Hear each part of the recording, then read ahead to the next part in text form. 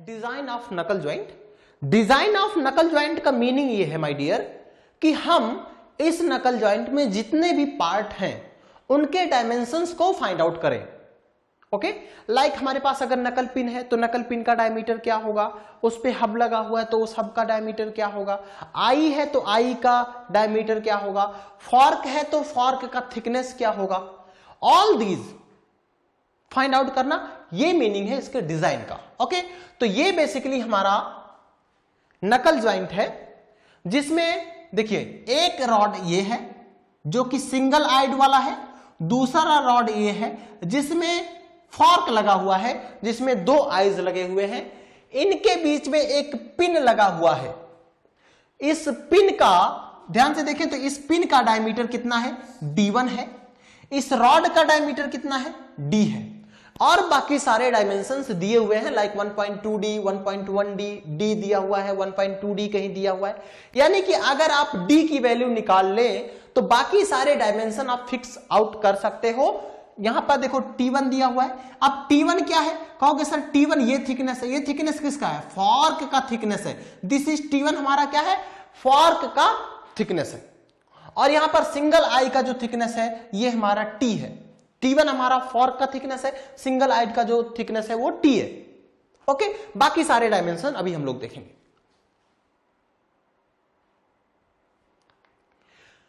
तो सारे पार्ट्स का हम लोग डायमेंशनिंग करेंगे। एक्चुअली ये जो डायमेंशंस है, जैसे ये डायमेंशन आप देखने को मिल रहा है कि 1.2D, 0.6D, 0.8D, ये इंपिरिकल रिलेशंस हैं। इंपिरिकल रिलेशन का मतलब है कि ये डिराइव्ड रिलेशन नहीं है, ये एक्चुअली एक्सपेरिमेंटली आप बोल सकते हैं कि इन रिलेशन को एस्टैब्लिश किया गया है। तो ये बेसिकली क्या है, इंपिरिकल रिलेशंस है। और ध्यान ये रखना है कि जब डिजाइन कर रहे हैं तो सारे पार्ट्स एक ही मटेरियल के बने होने चाहिए, चाहे वो माइल्ड स्टील हो सकता है या रॉट आयरन हो सकता है, कोई फर्क नहीं पड़ता, लेकिन ये होना चाहिए कि जितने भी कंपोनेंट हैं इस ज्वाइंट के, they must be made of same material, एक ही मटेरियल के बने हुए होने चाहिए, चाहे वो माइल्ड स्टील हो चाहे वो रॉट आयरन हो। अगर हम एज्यूम करें कि जो रॉड है उसका डायमीटर क्या है, स्मॉल d है, ओके, तो इसी स्मॉल d को फाइंड आउट करना जरूरी है। वंस स्मॉल d को हमने निकाल लिया तो बाकी सारे डायमेंशंस को फाइंड आउट कर लेंगे।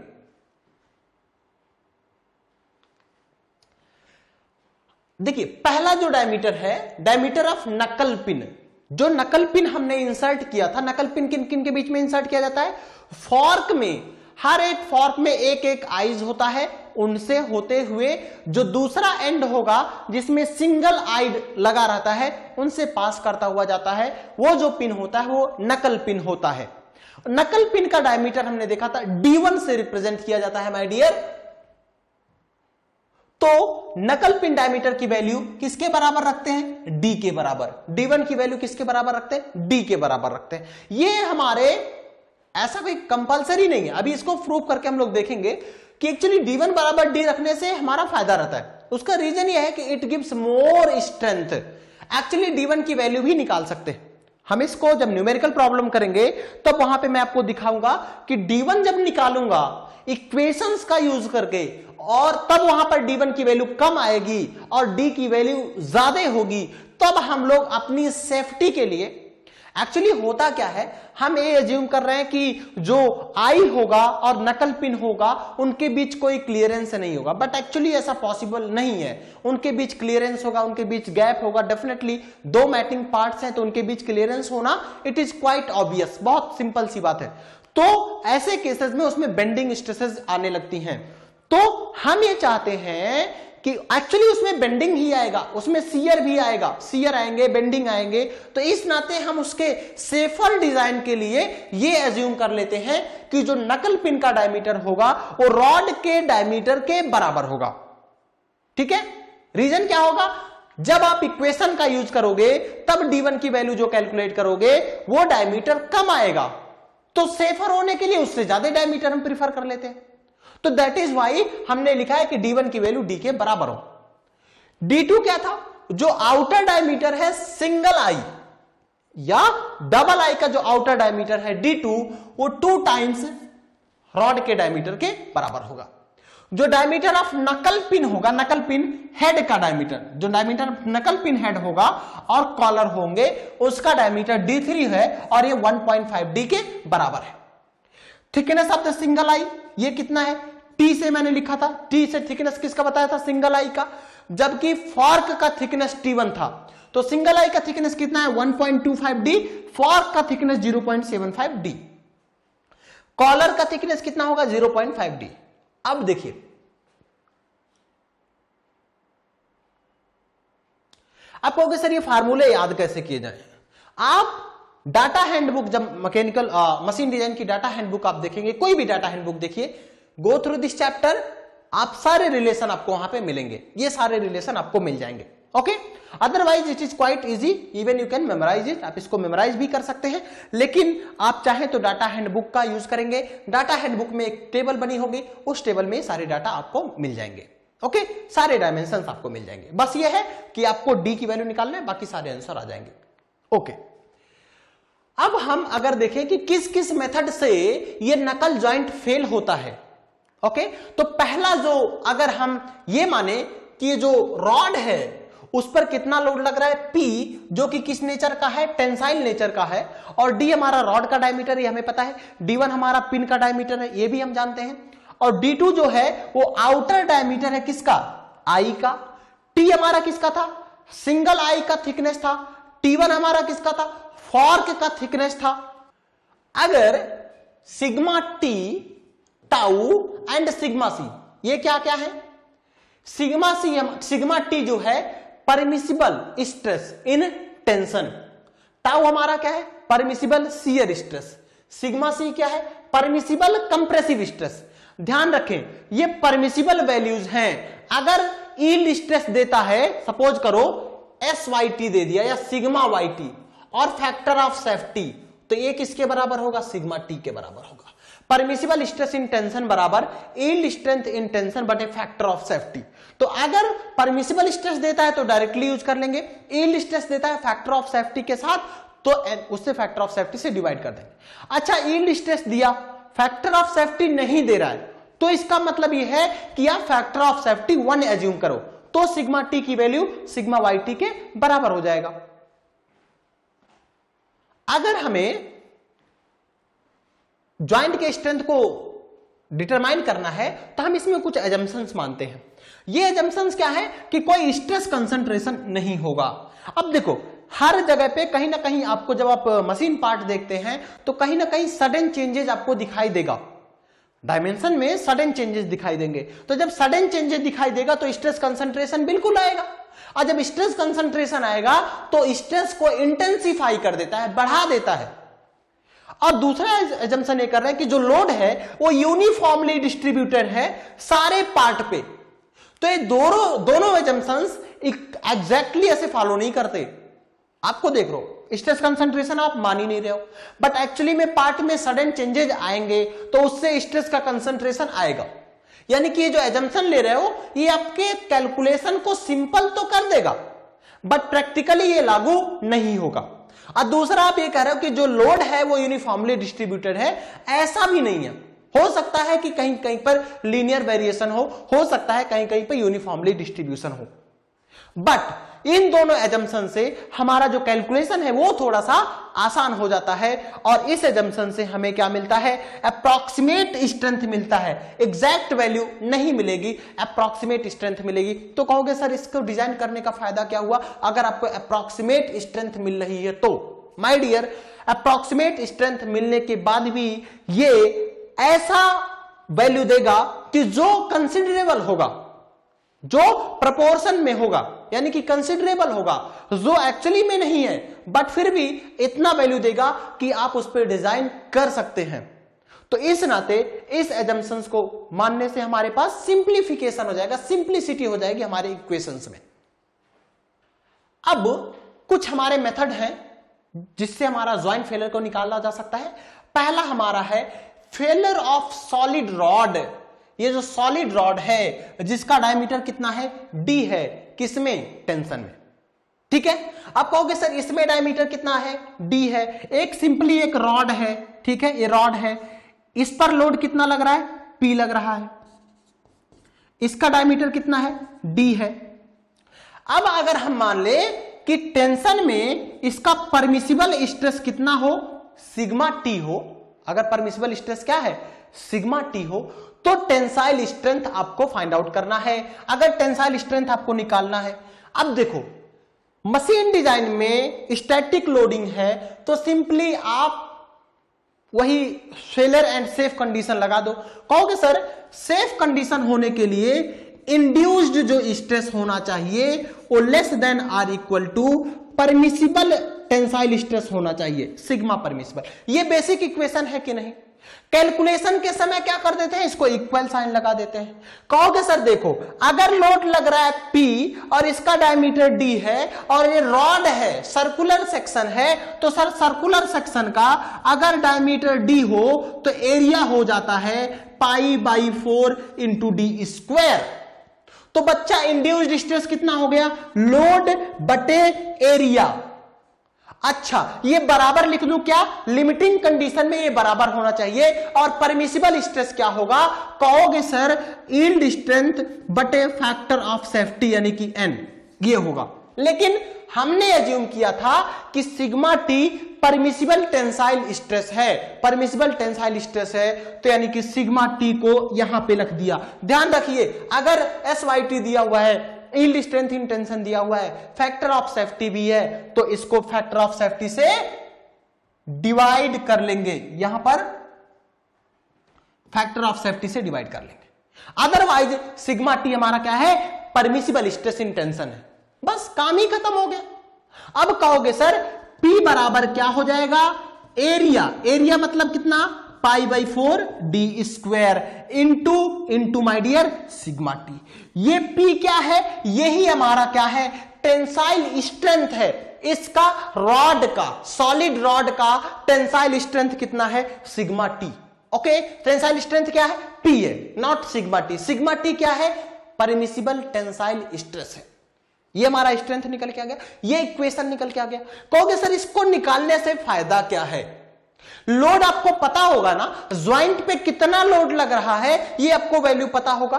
π/4 एक कांस्टेंट है, D की वैल्यू आपको पता नहीं होगा। क्यों, क्योंकि आप डिजाइन करने जा रहे हो। आपको सपोज करो 40 किलो न्यूटन का लोड मैक्सिमम लगाना है, तो उस समय इस शाफ्ट का डायमीटर क्या होना चाहिए, इस रॉड का डायमीटर क्या होना चाहिए, ये फाइंड आउट करना है आपको। तो कहोगे सर D की वैल्यू निकालेंगे, सिग्मा टी दिया होगा क्या, बिल्कुल दिया रहेगा। कहां से पता चलेगा, परमिसिबल, भाई आपने मटेरियल चूज किया, सपोज माइल्ड स्टील ले लिया, तो उसमें सिग्मा टी की वैल्यू पता है ना, तो ये वैल्यू आपको पता है, तो यानी कि ये आपको दिया रहेगा, यस गिवन। लोड पता है, D की वैल्यू निकल जाएगा। Find out, clear. तो जैसे आपको D की वैल्यू निकल गया आप खुश हो जाएंगे। क्यों, क्योंकि सारे डायमेंशन अब निकल जाएंगे। सारे डायमेंशन किसमें थे, 1.1D, 0.75D, 0.5D, सारे के रिलेशन किसमें थे, D के टर्म में ही थे। तो डिजाइन हो गया। क्या इतना सिंपल डिजाइन है, नहीं माय डियर। आपने D निकाल लिया, सारे डायमेंशन निकाल लिए, जैसे यहां पर 4.5D है, 4D है, ये सारा वैल्यू निकल जाएगा, D2 D3 सब निकल जाएंगे। फिर डिजाइन में बचा क्या, डिजाइन में तब उसके बाद आपको दिखाना पड़ेगा कि जो डायमीटर कैलकुलेट किए क्या वो सेफ है। अगर सेफ है तब तो ठीक है, अगर सेफ नहीं है तो उससे ज्यादा वैल्यू लो। ओके, ये चीजें हम लोग देखेंगे न्यूमेरिकल प्रॉब्लम सॉल्व करते हुए। ओके, तो हमने माना जो परमिसिबल टेंसाइल स्ट्रेंथ की वैल्यू क्या हो गई, area into sigma T, permissible tensile stress, और इसको लोड से इक्वेट कर दिया, तब हमारे पास इक्वेशन आ गया।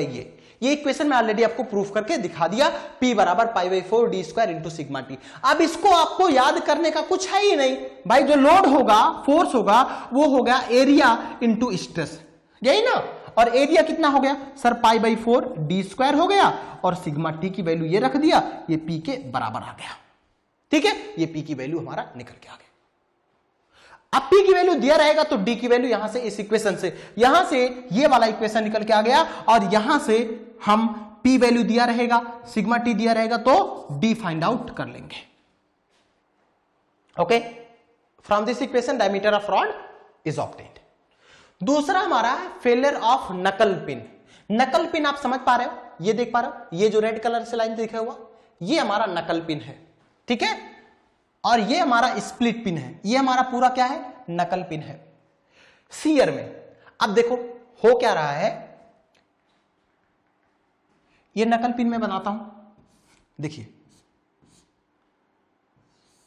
ऐसे करके यहां पे लगा हुआ है, ऐसे करके यहां पे लगा हुआ है। अब यहां पर सिंगल आई यहां पे लगा हुआ है। अच्छा, इस पर लोड कितना लगा रहे हो, P। तो जब यहां पर लोड P लगाओगे तो कहोगे सर ये ऐसे टूटेगा, देखिए एक यहां पे टूटेगा और एक यहां पे टूटेगा, और ये आई लेके इस तरफ चला जाएगा, ऊपर वाला पोर्शन बचेगा, नीचे वाला पोर्शन कुछ इस तरह से। देखो ये ऊपर वाला पोर्शन हो गया, ये वाला जो पोर्शन है ये पोर्शन, ये बीच वाला पोर्शन हो गया, और नीचे वाला पोर्शन ये हो गया। अब हमने माना कि जो नकल पिन का डायमीटर कितना था, D1 था। तो आप ये बताओ, बहुत इजीली आप इसको सॉल्व कर सकते हो।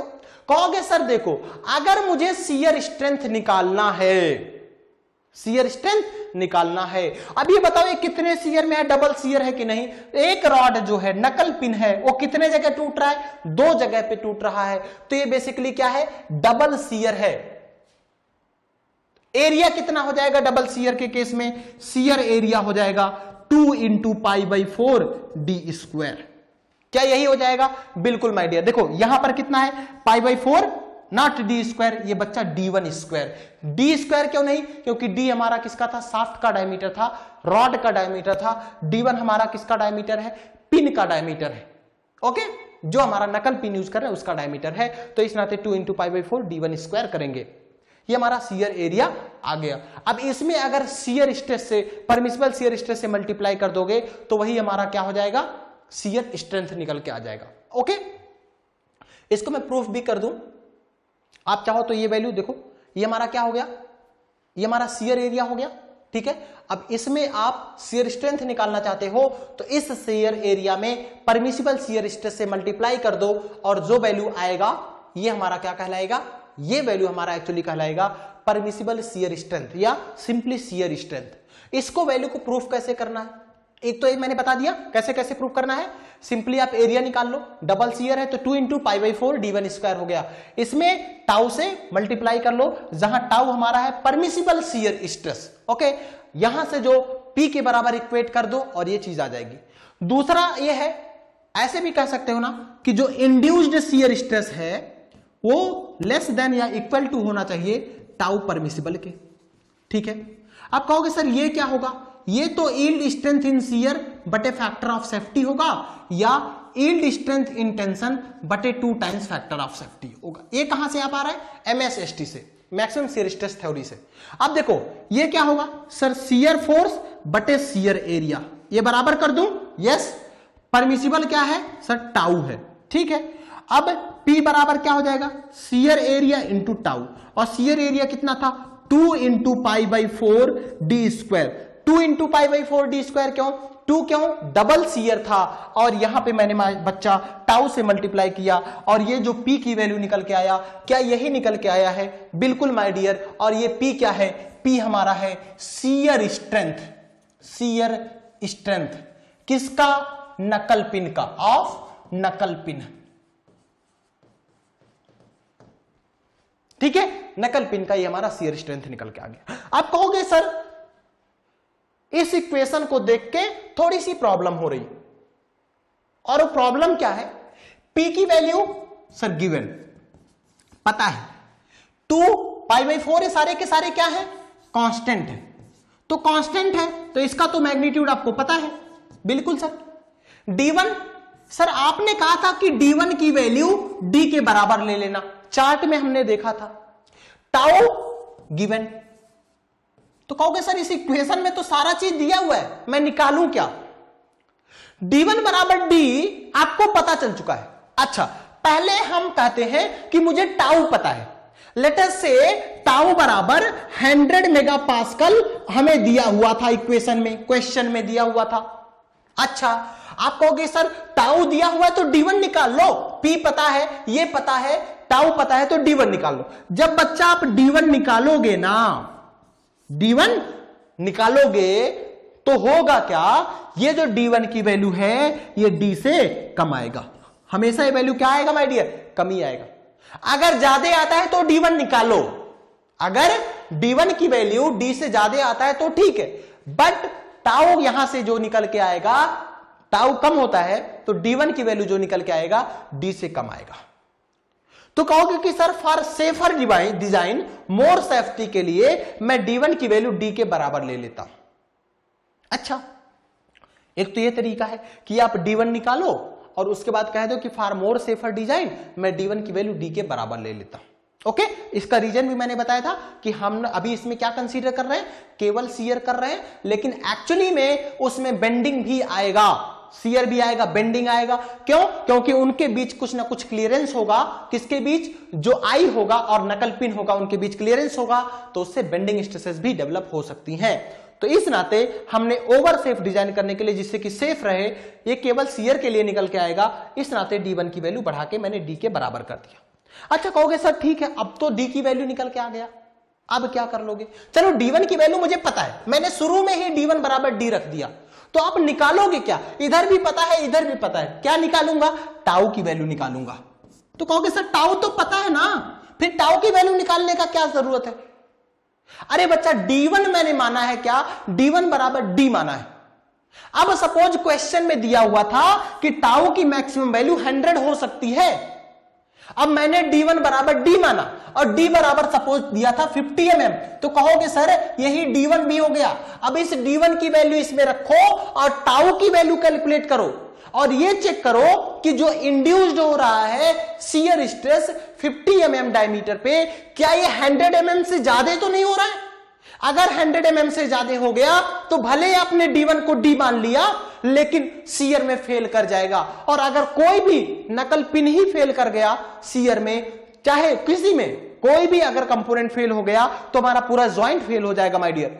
इस नाते हम क्या करेंगे, हम अगर D1 बराबर D मान लिया है हमने, तो उस पे शियर स्ट्रेस निकालेंगे और देखेंगे कि कहीं ऐसा तो नहीं हो रहा है कि इस शियर स्ट्रेस की वैल्यू, इस इंड्यूस शियर स्ट्रेस की वैल्यू इस परमिसिबल शियर स्ट्रेस से ज्यादा हो रही। अगर ज्यादा हो रहा है तब D1 के डायमेंशन को चेंज करने की जरूरत है, अगर नहीं हो रहा है तो फिर ठीक है। समझ पा रहे? तो दोनों चीजें निकाल सकते हैं, D1 भी निकाल सकते हैं, टाउ भी निकाल सकते हैं। हम क्या निकालते हैं? मोस्टली टाउ निकालते हैं, ये देखने के लिए कि क्या हमारा सेफ है कि नहीं सेफ है। ओके, तो यहां से हम लोग D1 भी फाइंड आउट कर सकते हैं। कंडीशंस आपको मैंने बता दिया है कि D1 बराबर D हमने एज्यूम किया है। अगर एज्यूम नहीं किया है, सपोज करो एज्यूम किया है, टाउ की वैल्यू ज्यादा आ गई, जो टाउ इंड्यूस्ड की वैल्यू ज्यादा आ गई, तब हम D1 की वैल्यू यहां से निकाल के रखेंगे, तब D1 बराबर D नहीं रखेंगे। ओके, हम ये एज्यूम कर रहे हैं there is no slack, no clearance, मतलब क्लियरेंस है किसके बीच में? पिन और फॉर्क के बीच में। और चूंकि एक्चुअली हमारा क्लियरेंस होता है तो उससे लूजनेस आ जाती है, और लूजनेस आ जाने के कारण यहां पर परमिट करता है एंगुलर मूवमेंट, और इसके कारण हमारे पास बेंडिंग भी आ जाता है शियरिंग के साथ साथ। पिन में क्या आ जाता है? पिन में हमारा बेंडिंग भी आ जाएगा शियरिंग के साथ साथ। और चूंकि बेंडिंग भी आ रहा है शियरिंग के साथ साथ, तो हम लोग चाहते हैं कि सेफर डिजाइन रहे, इस नाते D1 की वैल्यू D के बराबर ले लेते हैं। ओके, और ये एज्यूम करते हैं जब हमारा बेंडिंग स्ट्रेस हुआ था, बेंडिंग स्ट्रेस इंड्यूस्ड हुआ है, हमने कुछ एजम्पशन लिया था, जो दो एजम्पशन में, एक तो हमारे पास कोई भी स्ट्रेस कंसंट्रेशन नहीं हो रहा है, और दूसरा जो डिस्ट्रीब्यूशन है लोड का वो यूनिफॉर्म है। लेकिन एक्चुअली में ये यूनिफॉर्म डिस्ट्रीब्यूशन नहीं होता है। हमें ये देखने को मिलता है जो आई एंड होता है वहां पर मिडिल पोर्शन पे यूनिफॉर्मली डिस्ट्रीब्यूशन देखने को मिलता है, और बाकी जगह पे वेरिंग यूनिफॉर्मली, यानी कि वेरिएशन लोड का देखने को मिलता है। एजम्पशन देखो, एजम्पशन क्या था कि लोड का यूनिफॉर्म डिस्ट्रीब्यूशन है, बट एक्चुअल प्रैक्टिस में ऐसा देखने को नहीं मिलता है। ऐसा देखने को मिलता है कि जो मिडिल पोर्शन होता है उस पर यूनिफॉर्म डिस्ट्रीब्यूशन होता है, बाकी जो एंड के पोर्शंस होते हैं उसमें लीनियर डिस्ट्रीब्यूशन होता है लोड का। ओके, हमारे पास ये जो नकल पिन था, ये हमने देखा जो मिड पोर्शन पे है, ये टी किसका थिकनेस है? वन आई का, जो एक आई था है ना, उसका थिकनेस क्या है? टी। और ये किसका थिकनेस है? ये हमारा फॉर्क का थिकनेस है। समझ पा रहे हो? ऐसे करके तो फॉर्क बना होगा, ठीक है, ये हमारा फॉर्क है। तो इसका फॉर्क का थिकनेस कितना है T1। इसमें क्या है, एक एंड पड़ा हुआ है, एक आई पड़ा हुआ है, इस आई का थिकनेस कितना है T। तो हम एज्यूम करते हैं जो आई है मिडिल पोर्शन है, इस पर जो लोड का डिस्ट्रीब्यूशन कैसा है, यूनिफॉर्मली डिस्ट्रीब्यूटेड है, ये यूडीएल है, यूनिफॉर्मली डिस्ट्रीब्यूटेड लोड है। लेकिन बाकी एंड पे जो हमारा जो फॉर्क का थिकनेस है वहां पर हमारा जो डिस्ट्रीब्यूशन होगा वो लीनियर होगा, ऐसे यूवीएल होगा। क्लियर है? अच्छा, लोड कितना लग रहा है? कहोगे सर लोड इधर से P लगेगा, इधर से क्या लगेगा P। देखो P/2 प्लस P/2 ये कितना हो गया P। इधर भी कितना लग रहा है P/2 कितना हो गया P हो गया। अच्छा, अब मैक्सिमम बेंडिंग मोमेंट किस एक्सिस पे आएगी, इस वाली एक्सिस। सपोज करो ये एक्स एक्सिस है तो इस एक्सिस के अबाउट मैक्सिमम बेंडिंग मोमेंट आएगा। क्लियर है?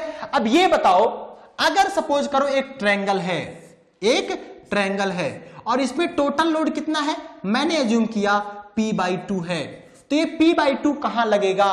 अगर इसका थिकनेस कितना है T1 है तो इसके सेंट्रॉइड पे लगेगा। इसके अबाउट सपोज करो मोमेंट लेना है, ये एक्स एक्स है तो ये कहां पर लगेगा, सेंट्रॉइड के अबाउट लगेगा। इसका मीनिंग क्या है भाई, ट्रायंगल का जो सेंट्रॉइड होता है इस एज से, इसकी अगर T है तो यहां से ये दूरी कितना हो जाती है 2T1/3। अगर ये T1 है तो 2T1/3 और इस तरफ जो दूरी हो जाती है वो T1/3 हो जाता है। यहां से कितना 2H/3। H का मतलब क्या है, सपोज करो एक ट्रायंगल है, अब यहां से इसका हाइट कितना है H है, तो ऊपर से जो हाइट होगा सेंट्रॉइड का इसका H/3 होता है, 2H/3 और नीचे से जो होता है ये H/3। ऊपर नीचे का मतलब समझ पा रहे हो, बेस से ज्यादा वाले बिट से H/3 1/3 ऑफ और यहां से 2/3 ऑफ हाइट। तो हाइट की वैल्यू यहां पे T1 है तो 2/3 ऑफ T1 और ये 1/3 ऑफ T1। तो यानी कि यहां से देखिए, यहां से ये वाली दूरी कितनी है, कहोगे सर T1/3 है। अच्छा, यहां पर ये P/2 आधे पे लगेगा।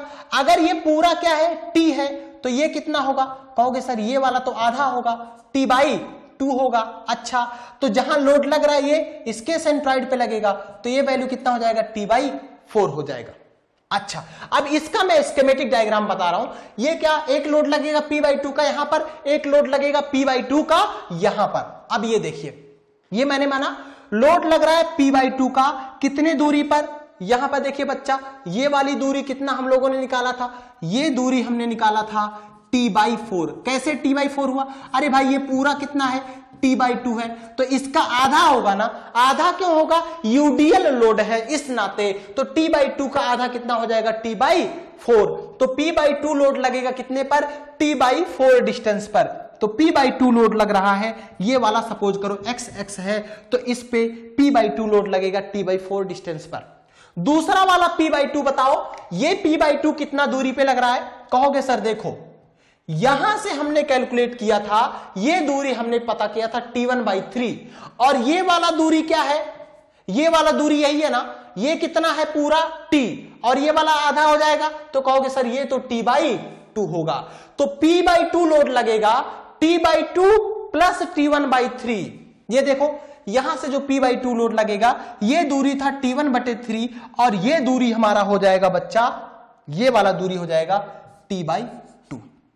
क्लियर समझ पा रहे हो, ये आधा हो जाएगा कि नहीं, ये वाली दूरी बताइए T/2 हो जाएगा। ये पूरा दूरी कितना है सर, ये T है। क्लियर समझ पा रहे हो, तो T/2 इधर हो गया और T1/3 इधर हो गया। अब इसके अबाउट मूवमेंट ले लो। चलो, ये लोड के कारण ये इस तरफ घूमने की कोशिश करेगा, ये देखो ऐसे पकड़ के आप P/2 लगाओ तो ये इस तरह घूमने की कोशिश करेगा। हमने माना इसकी वैल्यू जो मैक्सिमम बेंडिंग मोमेंट निकल के आएगा, m की वैल्यू मैक्सिमम बेंडिंग मोमेंट बराबर लोड हो गया कितना P/2। परपेंडिकुलर डिस्टेंस बताओ, यहां से यहां तक की दूरी, कहोगे सर T1/3 प्लस T/2।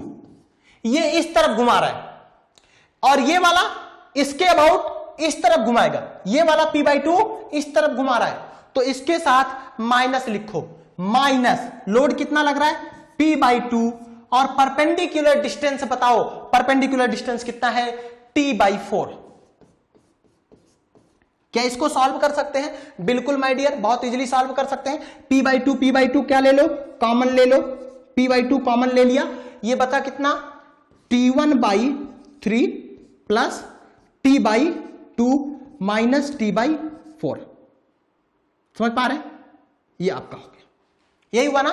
अब इन दोनों को अगर आप सॉल्व करना चाहते हैं तो ये आ जाएगा p/2 t1/3 और ये हो जाएगा कितना 4 2t minus t, this is t।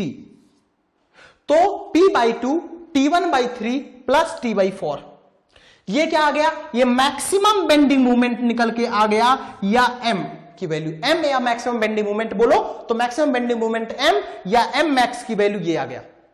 अच्छा, जब बेंडिंग हो रहा है तो बेंडिंग स्ट्रेस कितना आएगा, बेंडिंग हो रहा है तो बेंडिंग स्ट्रेस कितना आएगा। आप कहोगे सर बेंडिंग इक्वेशन लगाओ, बेंडिंग इक्वेशन क्या होता है, m/i is equal to sigma b by y। तो बेंडिंग स्ट्रेस क्या हो गया, m into Y by I, या इसको m बाई जेड बोलते हैं, और जेड होता है my dear section modulus, section modulus. अब देखो, अगर ये हमारा किसके लिए कैलकुलेशन कर रहे हैं, ये एक्चुअली हम यहां पर इसका डायमीटर कितना है d1, किसकी बात कर रहे हैं हम लोग, नकल पिन की बात कर रहे हैं, ठीक है। तो कहोगे सर नकल पिन एक सर्कुलर चीज है, नकल पिन है क्या माय डियर, एक सर्कुलर चीज है।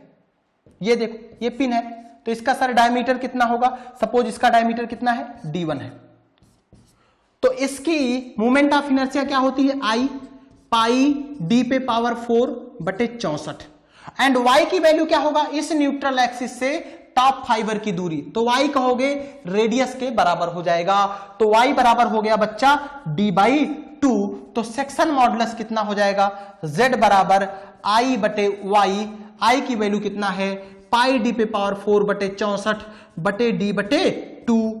अब देखो यहां से ये d इससे कैंसिल होगा, यहां पे क्यूब आ जाएगा, तो ये बन जाएगा पाई d³/32, पाई d³/32। अब आएगा बेंडिंग स्ट्रेस, तो कहोगे सर बेंडिंग इक्वेशन लगाओ, कौन सा, फ्रॉम बेंडिंग इक्वेशन,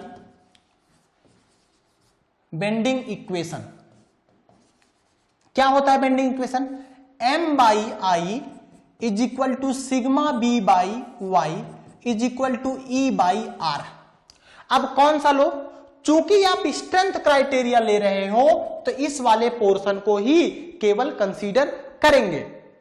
अब देखो, इसलिए कंसीडरिंग स्ट्रेंथ क्राइटेरिया, कौन सी क्राइटेरिया कर रहे हो, कंसीडरिंग स्ट्रेंथ क्राइटेरिया, क्या कहोगे, m/i बराबर होगा किसके, सिग्मा b बाई वाई के। तो सिग्मा b जो बेंडिंग स्ट्रेस हो गया m into Y by I हो गया, या m/i/y भी इसको लिख सकते हैं, और i/y क्या होता है, z होता है, तो इसको m/z लिख दिया, व्हेयर जहां पर z क्या है, i/y है, और इसको बोलते हैं सेक्शन मॉडुलस। समझ पा रहे हैं, सेक्शन मॉडुलस, ये z बराबर i/y। चलो अब हम निकालते हैं कि सेक्शन मॉडुलस होगा क्या। लेट अस कंसीडर, ये हमारा क्या था, पिन था, सपोज करो पिन का डायमीटर छोटा है, पिन छोटा सा होता है, लेट अस मैंने ये अज्यूम किया, ये हमारा पिन का डायमीटर है। चलो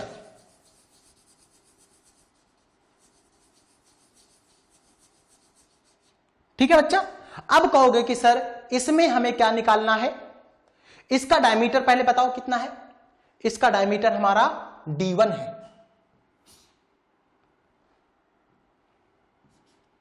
डायमीटर कितना है, d1 है।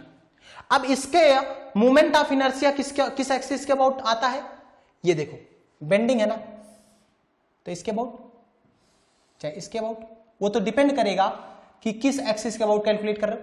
लोड अगर इस तरफ से लगेगा तो मोमेंट ऑफ इनर्शिया इस एक्सिस के अबाउट आएगा, सपोज करो ये इस एक्सिस के अबाउट होगा, इसके अबाउट मोमेंट ऑफ इनर्शिया कितना होता है I, और ये होता है पाई d पे पावर 4/64। ये वैल्यू हम लोग कैलकुलेट कर चुके हैं, कई बार हम लोगों ने देखा था, इवन बेंडिंग में भी देखा था, और इसका यूज करके मैंने टॉर्सन का पोलर मोमेंट ऑफ इनर्शिया भी आपको निकलवाया था। तो तो यहां से आई की वैल्यू आ गया। अच्छा, वाई की वैल्यू क्या होता है? What is Y? Neutral axis से, इस न्यूट्रल एक्सिस से कहां पर? टॉप फाइबर की दूरी। कहोगे सर ये वैल्यू हमारी क्या कहलाती है? वाई की वैल्यू ये है। यहां से ध्यान से समझिए, ये वैल्यू वाई है, समझ पा रहे हैं? ये दूरी वाई है।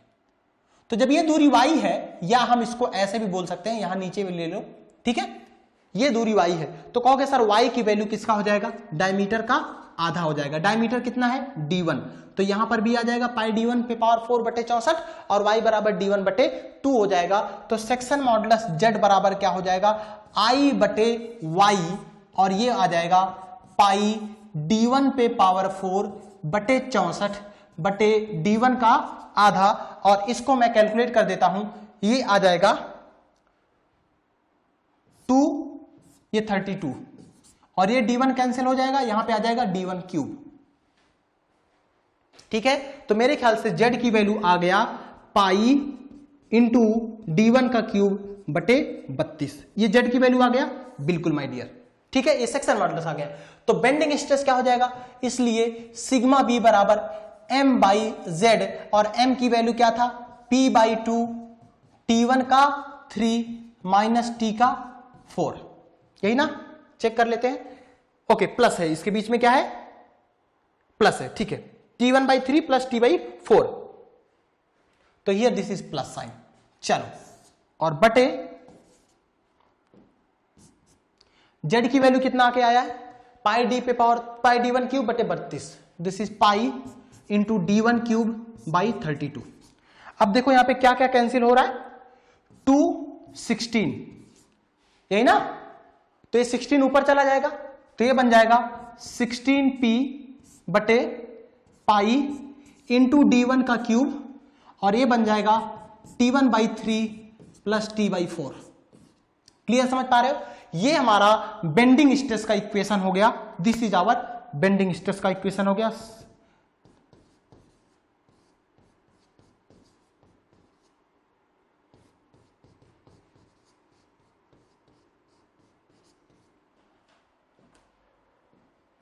तो यहां से हम क्या फाइंड आउट कर सकते हैं?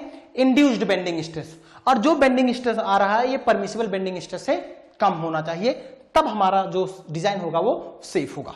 ओके, तो यहां से बच्चा हमने m की वैल्यू ये हो गई, यहां पे सेक्शन मॉडुलस z की वैल्यू ये आ गया, ये सारा चीज हम लोग कैलकुलेट कर चुके हैं।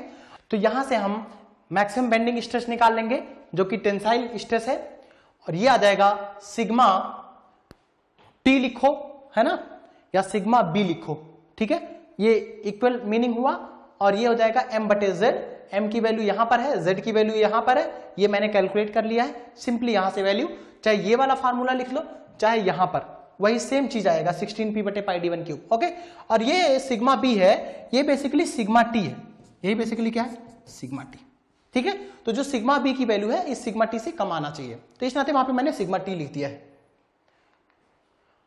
ठीक है, और इस एक्सप्रेशन से हम चाहें तो d1 निकाल सकते हैं। तो फिर कहोगे सर d1 निकालने का क्या फायदा? ऑलरेडी हम लोग d1 निकाल चुके हैं। ठीक है माय डियर, अब जो d1 निकल के आना चाहिए, यहां से ये भी चेक कर लोगे कि जो d1 की वैल्यू d के लिया है मैंने, क्या वो सेफ है कि नहीं। सपोज करो यहां से d1 की वैल्यू आया 50 mm, और वहां पे d की वैल्यू हमने कितना लिया था? सपोज करो 60 mm, तो इसका मीनिंग क्या है कि सेफ है। या आप यहां से बेंडिंग स्ट्रेस निकाल लो और वो सिग्मा t से कम आना चाहिए, परमिसिबल से कम आना चाहिए, देन इट इज ओके। जो हमारा थर्ड फेलर है, फेलर ऑफ सिंगल आई। समझ पा रहे हो? सिंगल आई मतलब ये वाला,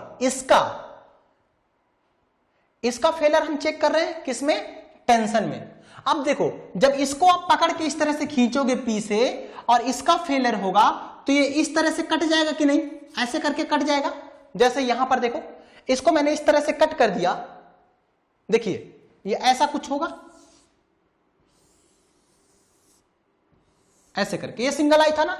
अब इसको मैंने पकड़ के इस तरह से खींचा, जब टेंशन में है तो ये ऐसे करके कट जाएगा, टीयर ऑफ हो जाएगा। तो जब ऐसे करके कटेगा तो आपको इस तरह से दिखाई देगा। अब इस तरह से दिखाई देगा, आप लोड लगा रहे हो P, और कितना एरिया आ रहा है यहां ध्यान से समझो, ये जो हैच्ड पोर्शन है यही हमारा एरिया आ रहा है। यस सर, तो दो एरिया आ रहे हैं, देखिए ऐसे करके एक एरिया यहां पे आ रहा है, और ऐसे करके एक एरिया यहां पे आ रहा है। और ये दोनों क्या बन रहे हैं, दोनों बन रहे हैं रेक्टेंगल, और ये सिंगल आई का थिकनेस है तो सिंगल आई का थिकनेस टी होगा, और यहां पे भी सिंगल आई का थिकनेस क्या होगा, टी होगा माय डियर। अच्छा, अब इसकी वैल्यू बता सकते हो क्या, कहोगे सर अगर ये वाला डायमेंशन पता चल जाए तो ये लंबाई गुणे चौड़ाई वाला कॉन्सेप्ट हो जाएगा, रेक्टेंगल है तो ये वाला डायमीटर कितना होगा, कहोगे ठीक है सर, ये देखो ऐसे ही था, let me draw it again, suppose करो ऐसे था, ठीक है, और ये जो बाहर का रेडियस है, बाहर का डायमीटर है, ये है हमारा आई का आउटसाइड डायमीटर, ये क्या है D2, और जो अंदर पिन लगा हुआ था इसका डायमीटर कितना है D1, ठीक है।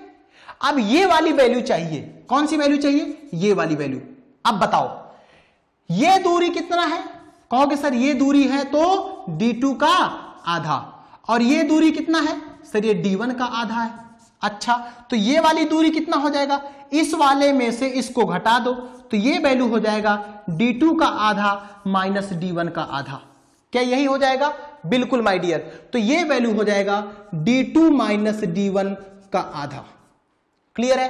अब एरिया बताओ, एरिया बताओ कि जो कि इस टेंशन को रोकेगा, एरिया, ये कहोगे सर लंबाई गुणे चौड़ाई, या फिर ये साइड गुणे ये साइड, ये वैल्यू कितना है सर D2 माइनस D1 का आधा, इसके साथ थिकनेस का मल्टीप्लाई कर दो, यही ना। लेकिन कहोगे सर अभी तो एक ही हुआ, यही तो हुआ, उतना ही तो ये भी होगा, तो इसमें 2 से मल्टीप्लाई कर लो, ये 2 से 2 कैंसिल आ गया, तो एरिया कितना बचा D2 minus D1 into T, ये हमारा जो D2 minus D1 into T आया, ये वो एरिया है जो टीयरिंग को रजिस्ट करेगा, ठीक है।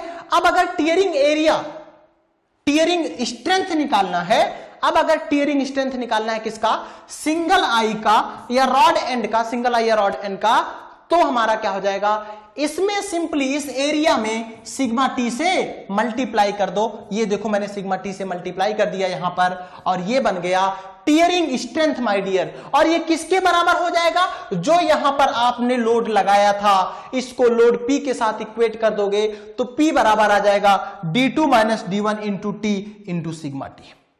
क्लियर, समझ पा रहे हो। अब कहोगे देखो D2 D1 पता है क्या, कहोगे सर D1 की वैल्यू D के बराबर हमने टेबल में देखा था, D2 का रिलेशन भी हमें कुछ ना कुछ मिला था टेबल से, तो कहीं ना कहीं सर P तो गिवन है। अच्छा, D2 सर टेबल में जो रिलेशन है वहां से निकाल सकता हूं, D1 टेबल के रिलेशन में दिया था कि D1 बराबर D है, और D इक्वेशन से कैलकुलेट कर चुके हैं। T का वैल्यू भी कहां से मिल जाएगा सर, टेबल रिलेशन से। अच्छा, सिग्मा T की वैल्यू ये भी दिया हुआ है, तो फिर निकालना क्या है। अब ये चेक करो कि जो D2 वाला टेबल से निकला था, क्या वहां से जो सिग्मा टी की वैल्यू आ रही है, जैसे सिग्मा टी दिया होगा, सपोज करो सिग्मा टी दिया हुआ है 150 मेगापास्कल्स। अच्छा, अब यहां से सिग्मा टी की वैल्यू कैलकुलेट करो, सपोज करो सिग्मा टी की वैल्यू यहां से आया 120 मेगापास्कल, कितना, ये कह रहे थे कि 150 से ज्यादा नहीं होना चाहिए, यहां से कैलकुलेट किया तो सिग्मा टी की वैल्यू कितना आया, 120 आया, मतलब डिजाइन क्या है, सेफ है। अच्छा, अगर ये ऐसा नहीं होता, क्या कि सिग्मा टी की वैल्यू 150 से ज्यादा आ जाता, तब क्या कहते, तो जो टेबल में D2 की वैल्यू निकाले हो वो गलत है, फिर कौन सा यूज करो, फिर यहां पर सिग्मा टी की वैल्यू रखो जो 150 था, और यहां से D2 की वैल्यू निकाल लो। समझ पाए, फिर से ध्यान से समझिए, D1 D2 T ये सब टेबल में मुझे पता है, टेबल के रिलेशन से निकाल लूंगा, P का वैल्यू पता है, तो यहां से सिग्मा टी निकाला, सिग्मा टी की वैल्यू सपोज करो 120 आ गया, और क्वेश्चन में दिया था कि सिग्मा टी की मैक्सिमम वैल्यू 150 आना चाहिए, तब आंसर क्या होगा, जो D2 का आंसर, D2 की वैल्यू टेबल्स में आपने कैलकुलेट किया था रिलेशन से, वो सही आंसर है।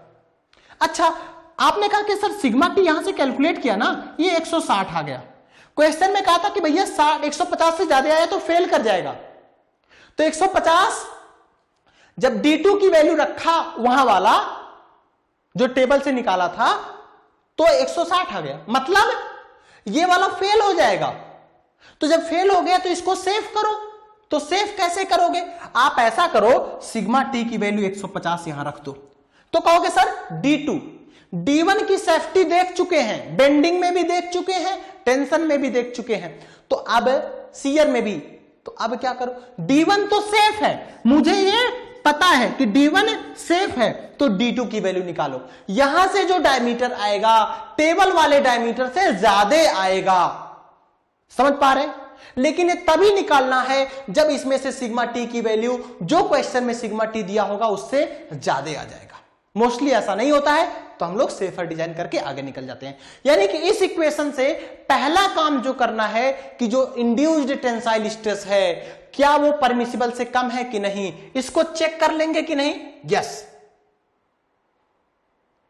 इस रिलेशन से हम लोग पता कर लेंगे कि इस इक्वेशन से जो इंड्यूस्ड टेंसाइल स्ट्रेस है सिग्मा टी वो हमारा परमिसिबल लिमिट में है कि नहीं है। अगर इंड्यूस्ड टेंसाइल स्ट्रेस की वैल्यू परमिसिबल से ज्यादा है तब फिर आपको आउटर डायमीटर D2 को क्या करना पड़ेगा, इंक्रीज करना पड़ेगा। और वो इंक्रीज कहां से पता चलेगा, सिंपली उसी इक्वेशन में सिग्मा टी की वैल्यू रख देना 150 और D2 की वैल्यू कैलकुलेट करना, वही हमारा आंसर आ जाएगा। चलो, फोर्थ हमारा जो फेलर का है, फेलर ऑफ सिंगल आई या रॉड, किसमें, शियरिंग में। अब देखो हुआ ये सिंगल आई ऐसे करके बनेगा, ऐसे करके रहा होगा, कहोगे ठीक है, इसका सर डायमीटर क्या था, इसका डायमीटर था सपोज करो D2, ये डायमीटर कितना था सर D1, यहां पे लोड लगा रहा था P और इसके कारण यहां से ऐसे शियर आउट हो गया, ये वाला पोर्शन निकल गया इतना, तो इसको क्या बोलेंगे, इसको बोलेंगे शियरिंग। जब यहां से ऐसे टूटा तब उसको क्या बोला था, टियरिंग बोला था, टेंशन के नाते टूट गया। जब ये वाला अलग हो गया तो क्या हो जाएगा, शियरिंग हो गया। यहां से देखो ये अलग हो गया, तो कहोगे सर ये अलग हो गया, ये शियरिंग हो गया, तो ये तो कुछ ऐसा दिखाई देगा,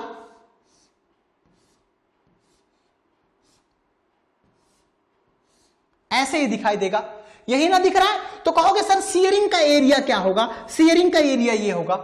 अरे बच्चा एक ही साइड थोड़ा ना, इसके पीछे भी है, तो अरे देखो देखो यहां टूटा है तो यहां भी टूटा है ना, तो यहां का शियरिंग एरिया होगा तो यहां का भी तो होगा।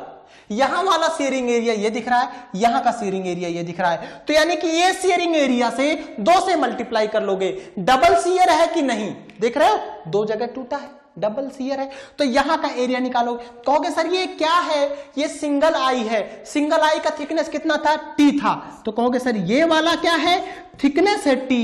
अगर ये वाली वैल्यू पता चल जाए तो काम बन जाए। चलो बच्चा ये वाली वैल्यू निकालते हैं, ये वैल्यू क्या है, यही तो है। यहां से सेंटर से ये वाली दूरी कितना होगा, कहोगे सर D2 का आधा, और ये वाली दूरी कितना होगा, ये वाला D1 का आधा, तो ये वाली दूरी क्या हो जाएगा, D2 का आधा माइनस D1 का आधा, यही होगा क्या, बिल्कुल सर। तो ये वाला जो डायमेंशन होगा ये आ जाएगा D2 माइनस D1 का आधा, तो इसका एरिया कितना आ जाएगा, एरिया बराबर आ जाएगा D2 माइनस D1 का आधा इंटू थिकनेस। क्या ये एरिया हो जाएगा, क्या ये आंसर है, अभी आंसर गलत है। आपने एक ही तरह का एरिया लिया है, एक ही साइड का एरिया लिया है, इसमें 2 से मल्टीप्लाई कर लो, ये आपका शियर एरिया आ जाएगा, ये कट जाएगा तो यहां से शियर एरिया जो निकल के आएगा, ये देखो D2 माइनस D1/2, ये मैंने डायग्राम बना दिया है, शियर एरिया निकल के आ गया D2 minus D1 into T. ये देखो 2 से 2 कट गया, बचा कितना D2 minus D1 into T. ठीक है, ये हमारा क्या आ गया, शियरिंग एरिया। तो शियरिंग स्ट्रेंथ निकालना होगा तो सर इसमें टाउ से मल्टीप्लाई कर दो, तो ये शियरिंग स्ट्रेंथ निकल के आ गया। अब यहां से P के वैल्यू इक्वेट कर दो, तो जो P बराबर आ गया। अब फिर वही परेशानी कि सर इसमें क्या निकालना है, P तो पता है, D2 पता है, D1 पता है, T पता है, टाउ क्वेश्चन में दिया है, तो फिर भी क्या निकालना है, टाउ निकालो। टाउ निकाल के देखो जो इक्वेशन में दिया उससे कम है ना, अगर कम है तो आगे बढ़ जाओ, अगर कम नहीं है तो यहां से जो डायमीटर निकल के आएगा वो हमारा आंसर हो जाएगा। तो अच्छा, इससे टाउ की वैल्यू अगर कम आती है तो आप ये कहोगे कि जो एंड है सिंगल आई का या रॉड का एंड है वो शियरिंग में क्या है, सेफ है। फिर हम लोग चेक करेंगे जो सिंगल आई या रॉड का वो क्रशिंग में फेलर क्या होगा। अब क्रशिंग में फेलर आप जानती हो, क्रशिंग में क्या लेते हैं, सिंपली जो उसमें जो पिन लगा रहेगा उसका डायमीटर और इनटू थिकनेस, है ना। तो यहां पर देख लेते हैं, क्रशिंग में अगर देखा जाएगा तो डायमीटर कितना है D1, उसका थिकनेस कितना है T, तो डायमीटर D1 हो गया इस होल का, जो पिन लगा हुआ है ये D1 और इंटू टी, ये क्या हो जाएगा क्रसिंग का एरिया। क्लियर समझ पा रहे हैं? जैसे एक होल था, इसमें हमने पिन डाला हुआ है, तो क्रसिंग का एरिया क्या होगा, इसका फ्रंट व्यू, इसका थिकनेस कितना है टी है, और इसका फ्रंट व्यू क्या बनेगा, कहोगे सर रेक्टेंगल बनेगा, ये ऐसे डायमीटर D1 हो जाएगा, फ्रंट और थिकनेस कितना है टी, तो ये बन जाएगा कितना, क्रसिंग एरिया बन जाएगा और D1 इंटू टी हो जाएगा। क्लियर है? अब क्रसिंग एरिया निकल गया, तो क्रसिंग स्ट्रेंथ अगर निकालना है तो इसमें सिग्मा सी से मल्टीप्लाई कर लो और इसको फिर से लोड पी से इक्वेट कर दो। फिर वही इशूज, पी दिया हुआ है, D1 टी सब पता है, सिग्मा सी भी क्वेश्चन में दिया है, निकालें क्या, सिग्मा सी निकालो और देखो कि जो क्वेश्चन में दिया हुआ है क्या उससे कम आ रहा है कि नहीं। अगर कम आ रहा है तो ठीक है, अगर कम नहीं आ रहा है तो फिर यहां से D1 की वैल्यू निकालो। ठीक है, अगर सेफ आ गया, जो सिग्मा सी की वैल्यू आ रही है, सिग्मा सी जो क्वेश्चन में दिया हुआ है उससे कम आ रहा है, तो आप कहोगे कि सर ये जो डिजाइन है वो सेफ है माय डियर। यहां से हमने सिग्मा सी निकाल लिया और उसको चेक कर लेंगे। ठीक है, इनकेस जो इंड्यूस्ड स्ट्रेस है वो ज्यादा है, ठीक है, तो फिर हम लोग आई के थिकनेस को, टी को हम लोग बढ़ाते हैं, आई के थिकनेस टी को बढ़ा देते हैं। ठीक है, फिर हमारा सिक्स्थ है failure of forked and in tension. Fork and हमारा टेंशन में कैसे टूटेगा, तो ये देख पा रहे हो, ये फॉर्क का एंड है, ये टेंशन में, तो हमारे पास जो एरिया आने वाला है ये देखो ऐसे करके कितना आएगा, देखो एक एरिया यहां पे है, एक एरिया यहां पे है, ऊपर भी है। क्यों भाई, फॉर्क एंड ऐसे करके दिखाई देगा कि नहीं, समझ पा रहे हो, तो ये टूटेगा तो ऐसे चार दिखाई दे रहे हैं, देखो ये 1 2 3 4। अब किसी एक का एरिया निकाल लो, 4 से मल्टीप्लाई कर लेना, वही एरिया निकल के आ जाएगा, यही ना। तो फॉर्क एंड है, फॉर्क एंड का थिकनेस कितना था सर, T1 था। ये वैल्यू बता सकते हो क्या, ये वैल्यू क्या होगा, अच्छा ये वैल्यू आ जाएगा, ये देखो ये क्या हो जाएगा सर, D2 का आधा हो जाएगा, ये क्या आ जाएगा सर, ये D1 का आधा हो जाएगा, तो ये कितना हो जाएगा, ये हमारा D2 माइनस D1 का आधा हो जाएगा, यही ना, कोई गड़बड़ी तो नहीं है, बिल्कुल ठीक है। तो ये वाला क्या आ जाएगा सर, D2 माइनस D1 का आधा हो जाएगा। ठीक है, तो एक का एरिया कितना हो गया सर, D2 माइनस D1 का आधा इंटू टी। ठीक है, ये हो गया। अब ऐसे कितने हैं, 1 2 3 4, क्लियर समझ पा रहे हो, तो ये किससे मल्टीप्लाई कर देंगे, 4 से, तो ये बन जाएगा 2, यानी कि जो एरिया आएगा टेंशन में 2 times D2 minus D1 into T. क्या ये एरिया बन जाएगा जो हमारा टेंशन में फॉर्क को रोकने की कोशिश कर रहा होगा, बिल्कुल। तो एरिया हमारा बन गया D2 minus D1 into 2 into T1। ठीक है, T1 क्या है, T1 हमारा ये फॉर्क का थिकनेस है। ठीक है, तो ये हमारा T1 हो जाएगा। अच्छा, अब इसका टीयरिंग स्ट्रेंथ निकालना होगा, तो सिंपली इसमें सिग्मा टी से मल्टीप्लाई कर दोगे और इसको लोड पी से इक्वेट कर दोगे, तो पी बराबर D2 minus D1 into 2T1 into sigma T. ठीक है, यहां से हमारा इंड्यूस्ड टेंसाइल स्ट्रेस निकाल सकते हैं फॉर्क्ड एंड का, उसको चेक कर सकते हैं आप। 7th हमारा जो है failure of fork and in shear. अगर इस शियर में फेल कर रहा है तो हमारा जो एरिया आ जाएगा D2 minus D1 into 2 into T1। Okay, ये हमारा किस में आ रहा है, शियर में। अब इसका जो शियर स्ट्रेंथ अगर आपको निकालना होगा तो क्या करोगे, इसमें टाउ से मल्टीप्लाई कर दोगे, फिर इसको लोड पी से क्या कर दोगे, इक्वेट कर दोगे, तो पी बराबर यहां से जो निकल के आएगा D2 minus D1 into 2T1 into tau.